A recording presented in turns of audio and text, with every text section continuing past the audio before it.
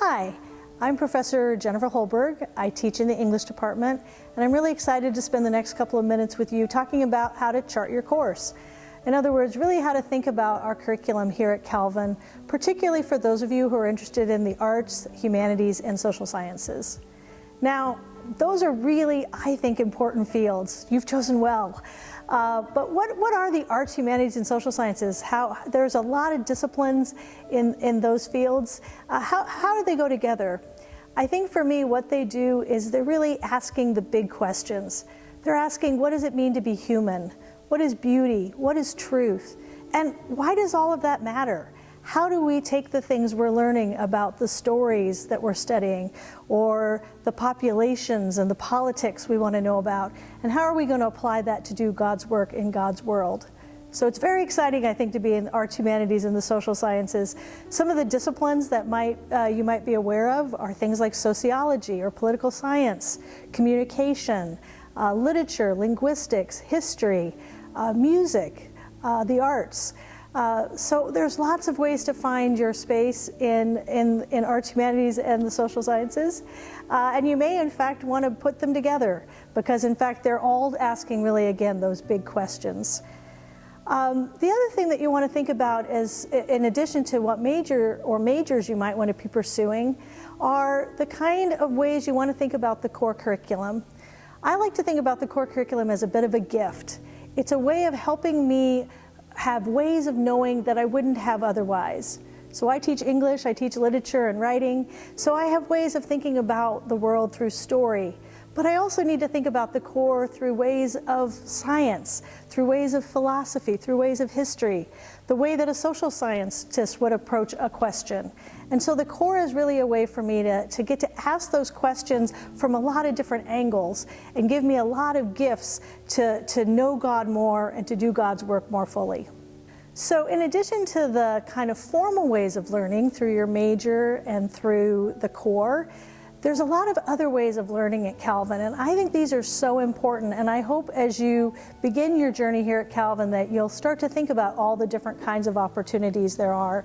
Some of those are research and experiential learning, so that might be in a range of ways within your classes, opportunities for projects you'll get to do, but also outside the classroom. There's also things like the arts, so we have a newspaper and a literary journal, we have a theater company, we have dance guild, we have Rangila, we have all kinds of ways to participate in the arts and all kinds of new spaces like the new design hub where you can do that. So all around campus you can find ways to express yourself artistically, whatever that means for you. There are also ways to do that through research programs. One of the most important ones for us in arts, humanities, and social sciences is the McGregor Summer Research Fellows, where you're paired with a faculty member to help them with their research over a 10-week period. Best of all, you get paid for it. And that's, I think, such a wonderful opportunity to begin to think about yourself as a fellow scholar working alongside your faculty to produce knowledge, to produce research both in the classroom, but then outside of it as well. There's also a lot of internships. Calvin has a wonderful career center to help you to find your way there, and you should already be visiting them in your first year to get to know them and all of the opportunities that they have. Internships in my own department are required, so we want you to be able to connect what you're learning in the humanities and the arts and the social sciences with jobs. So you may think, oh, English, what would I possibly do with that? And it turns out English, like all of the other majors in this field, are really highly employable. There's so many jobs that you maybe have never thought of, but that an internship can give you a great opportunity to try out. And you may try it out and think, oh, I don't actually want to do that. And that's part of the learning process too, is to think about how an internship might fit into your vocational discernment here at Calvin. There's also fellowships like the Jubilee Fellows, if you're interested in ministry, and a range of other fellowships through the centers and institutes that are associated with our part of the campus. So the Center for Social Research, the Henry Institute, They do political science. I actually help direct one for faith and writing. So if you're interested in the way that stories help us be more faithful. But there's a range of centers and institutes across campus that are eager to engage you as students and to find ways for you to help us do our work better.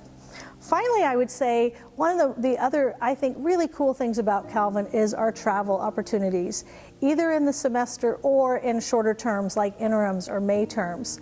Over my time at Calvin, I've led 4 off-campus interims. I've gone to England and France, and the last 2 times I've gone to Italy, and we've studied Dante in depth right in the city that Dante was from. But we have so many exciting interims going all over the world, to all the continents, and you can study all sorts of things, and it's really a wonderful way for you to extend your learning outside of the campus all over the world. One of the most important things I want you to think about as you start to think about charting your course is that you don't have to chart your course by yourself. You have an advisor. And actually, if you have more than one major, you'll have multiple advisors. And we're really here to help you. It's part of our job. Literally, when we get evaluated, one of our areas for performance as faculty is how well we do advising, and we take it really seriously. One of the things I enjoy most is meeting with my advisees and helping them think through their 4 years and what they're going to get to do in this time. So please think of us as your advocate. Think of us as someone who's here to help you find your way, find the right office, all of those things, but that you never go alone. We really are here to advocate for you. Now, what can you expect from us as your advisor? Well, first of all, remember, I get a lot of emails from students, especially beginning students, and they'll say, I don't mean to bother you, but please remember you're not bothering me. This is something I want to do. I am here to help you. So know it's my job and know that I want to do it and know that I enjoy helping you. Number 2, remember that I'm here for more than course advising. I can talk about internships. I can talk about other kinds of issues you're maybe having at Calvin where you don't know where to turn. I can help you with those issues as well. I can also help you really think about what kind of paths might be good and what might not be good for you. Listening to your interest, what classes you might want to choose and which ones you might want to choose later. So really think of me as a sounding board. I'm not really the boss of you. I'm really here to help you think about what you want to do and then figure out how to make that happen. The other thing is if you meet with your advisor and for some reason you're not clicking, I always want to assure people that you can always change your advisor. It does not hurt our feelings. If you take a class with someone and you just really connect with them, I would encourage you to think about, changing your advisor, because again, we want you to work with the person that you think will help you chart that course the best you can.